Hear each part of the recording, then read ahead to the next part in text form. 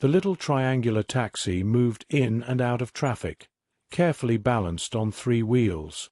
It was a soft sky blue, with a white swooping line on each side that started at the front, just behind the single headlight, fairly narrow and widened to take up the middle third of the paint job at the square back. The robot in the front was obviously artificial, an animatronic driver in a pale blue uniform complete with a cap that had a rictus of a smile on its face at all times. In the back, passed out, was an entirely disreputable pair. Both male, one thin and dishevelled, the other taller and more muscular, but looking more like it had been dragged through a ditch than any lack of real grooming. One wore a scientist's smock, the other wore a ragged and tattered military uniform. The one in the smock held tight to a tattered canvas bag full of a wide array of battered and worn tools. The one in the military uniform held tight to long item that looked nothing like a proper weapon, but still had the aura of one. The taxi activated the blinker, smoothly moved across 3 lanes of traffic, and took the off-ramp. It navigated through streets that were often lit by fires in barrels, weaving around burnt-out or stripped vehicles, many of them siblings to the little cab. The little cab stopped just in front of a small group of short furry creatures, all bent forward, many with implements of mayhem held in their hands, gathered around 2 barrels full of burning debris. The little cab beeped its horn twice. The group moved up as the passenger door raised up. They stared at the figure in the tattered, stained, and roughly patched military uniform. The wider end of the object was tucked under its shoulder, the smaller end between its feet, which were adorned with 2 different types of boots. The group nudged one another, some chuckling evilly. It wasn't often that entertainment and a possible payday was delivered straight to them in the heart of their territory. Gathering up closely, one of the larger ones reached forward and grabbed the soldier's foot, yanking on it to pull the unconscious being out of the taxi for their free beating. Before anything else, the soldier's finger tightened on the trigger. The weapon went live, loaded a round, and fired within a millisecond. A loud K-rack sounded out as the weapon fired a single solid round. Pink mist showered out. Gobbets of flesh sailed through the street. Blood sprayed and rained down.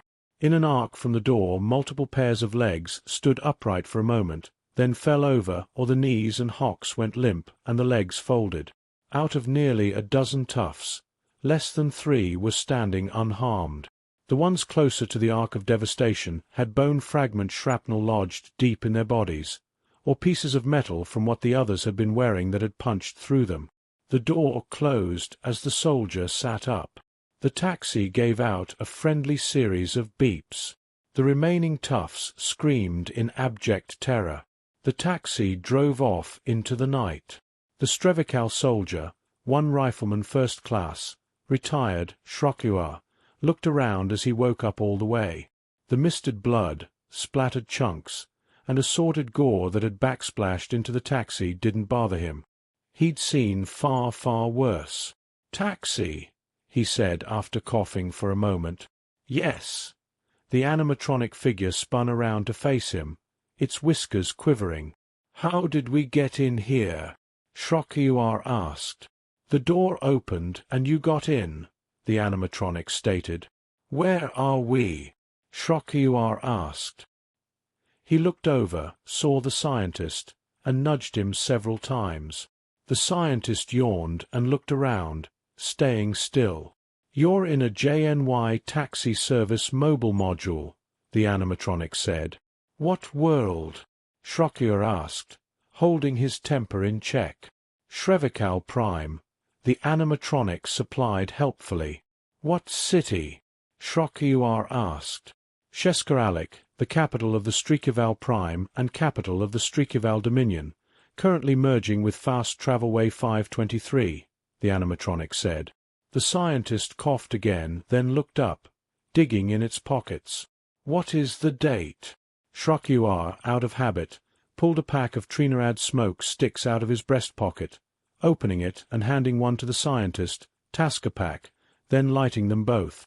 "It is month 7, Sunhammer, day 14, evening, 19 hours, 15 minutes, The year 3803 current era, the animatronic supplied helpfully. It made a frown around the permanent smile. You are current inhaling carcinogenic smoke. Yeah, Ch.49 said. He tapped the controls and the window rolled down. He could faintly smell the ever-present smell of a large city. Most importantly, a populated large city. The smell of impending or just past rain, the faint smell of a wet animal and rotting garbage, the smell of industrial lubricants, hot metal, cracking ferrocrete, and the ever-present scent of meals gone by. "Where are you taking us?" the scientist Tascapac asked, his voice high and nervous. "To the Dominion Intelligence Services headquarters," the animatronic said. It turned back around. "We should be arriving in 1 hour." Ch.49 looked at the scientist. "We have been gone over 5 years," the scientist squealed. He narrowed his eyes. "We were lost in that terrible place for lifetimes, it seemed." Ch.49 nodded, turning to look out the window. "Do you think she has truly released us?" Tascapac puffed on the cigarette, surrounding himself with a cloud. "She is not here, we are. We are in Dominion space. Evidence states that she has either released us to watch what we do with our false freedom in order to measure and examine our responses, or that she has truly freed us from her machinations, and we are no longer of interest to her." Ch.49 stared at the buildings as they went by, noting how many of them had lit windows, how many windows had shadows that moved across them. His hands tightened slightly on the Confederacy magnetic accelerator rifle he held in his hands. "Do you remember where you acquired that weapon, soldier?" Tascapac asked, pointing at the rifle. Ch.49 looked down. It felt right in his hands, comfortable, like it had been in his hands and arms for lifetimes. "No," he said, "but it is familiar to me as if I have always had it. I deduce it is the cause of the blood and gore and pink mist within the cabin and coating us," Tascapac said. He looked around. "I deduce another being made the mistake of grabbing on you, and you fired before bothering to check your target." Ch.49 snorted. "Yes." The scientist nodded. "A perfectly reasonable reaction, given where we have been for too many time periods. You know that Dominion intelligence is going to tear apart our brains, right?" Ch.49 said. Tascapac was silent for a moment. "She put us in here, which means she programmed out destinations. Obviously, your elimination of random beings amused her and put out a notice that incidental casualties is not her concern," he said. He looked up. "But does she actually want us to enter the Dominion intelligence facility, or does she want us to take another destination? Either way, she learns more about us than we learn about her," Ch.49 said. He sighed. "We cannot comprehend her motives or her technology, so we do not understand or comprehend what science she does upon us," Tascapac agreed. "I wish I had never even heard of Turos," Ch.49 said. Tascapac slapped Ch.49's muscular shoulder. "Soldier, rise from depression. The time for self-pity is past." Ch.49 took a deep breath, resisting the urge to put a fist in Tascapac's eye. "All right. Public conveyance," Tascapac snapped. The animatronic spun around. "Yes." Tascapac spouted off an address. "Take us here." The animatronic spun back around to face the windshield, which now had rain spattering on it. It activated the wipers, despite not needing them due to the radar and motion sensors in the pointed nose of the taxi. "Recomputing. Trip will now take 2.5 hours, the taxi said. Tascapac leaned back, flipping the butt out the window. "Wake me when we get there." A wave of the hand and the embedded chip paid off the taxi, which hummed as it sped away.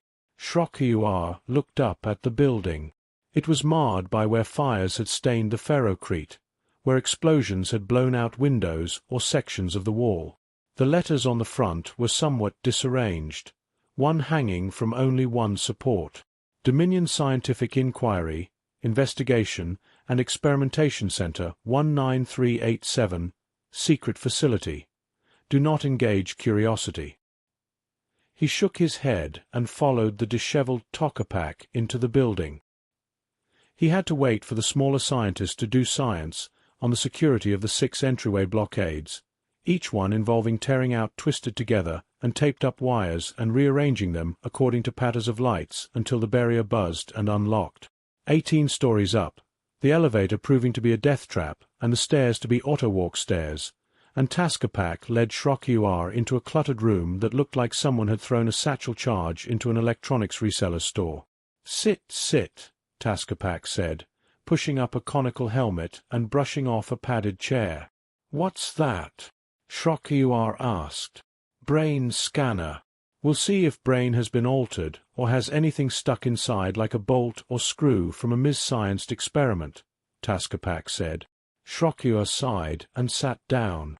The helmet was lowered over his head. Taskapak turned on equipment, spun wheels, slapped consoles, and spent a few seconds kicking an object that lit up with a hum. Finally he moved over to a screen and stared at it. The helmet made Shrokyuar's teeth hurt, then tingle, then made his nose itch. "Brain looks standard. Would have to dissect to tell better," Taskapak said. He looked at Shrokyuar. "Dissection?" "No, thanks anyway, I am good," Shrokyuar said. He no longer took offense at anything the insane little scientist offered. After all, if he took that many electric shocks, he would probably be just as crazy as the scientist. Taskapak just nodded and moved over, flapping his hands to encourage Shrokyuar to get up. They switched positions and Taskapak sat in the chair for a few moments, then got up. He looked over the scans while Shrokyuar just sat on a box smoking another Trinidad smoke stick. He vaguely remembered robbing a vending machine for them. An explosion made the room tremble, but Shrokyuar could tell it was a fair distance away. Since no alarms started wailing, he just ignored the explosion like he was ignoring all the equipment sparking and sizzling around him. No difference. Can see the eye implants, connections to nerves and neural tissue, but brain looks no different, Taskapak said. He sat down on a stack of components. Something gave out with a small blue flash and a curl of smoke. "She did science on us, but not too much science." "What kind of science do you think she did?" Shrokyuar asked. Taskapak sat silently for a long moment. "Dark science." Shrokyuar nodded, and they sat silently for a while. After a bit Shrokyuar hefted the rifle and held it out. "Want to look at this?" Taskapak shook his head. No. "Not good to do science on terror war equipment. Made for killing. Will kill those who do science on it. Obvious." Shrokyuar nodded, getting out the pack of smokes and handing a lit one to Taskapak before lighting one for himself and putting everything away. "Now what?" Shrokyuar asked. Taskapak made a motion of uncertainty. "They'll know we're here soon, if they don't already," Shrokyuar said. "They will want to do science on us," Taskapak agreed. "What do you want to do?" Shrokyuar asked. Taskapak gave a smile. "We do science." Shrokyuar just noded.